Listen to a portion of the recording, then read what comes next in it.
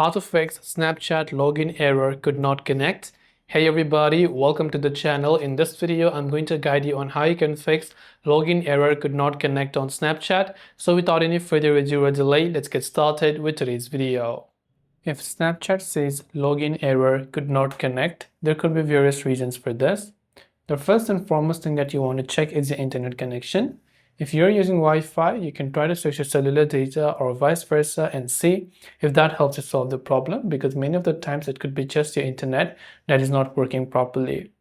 If you're using Snapchat on Android, what you want to do is to just long press the Snapchat app icon like this, and you'll find these options. Tap on this eye icon that says App Info, which will take you to App Info page. From here, you can go to Storage Usage and tap on Clear Cache and clear the data as well. Then after that, go to your Play Store or your App Store and of course, search for Snapchat.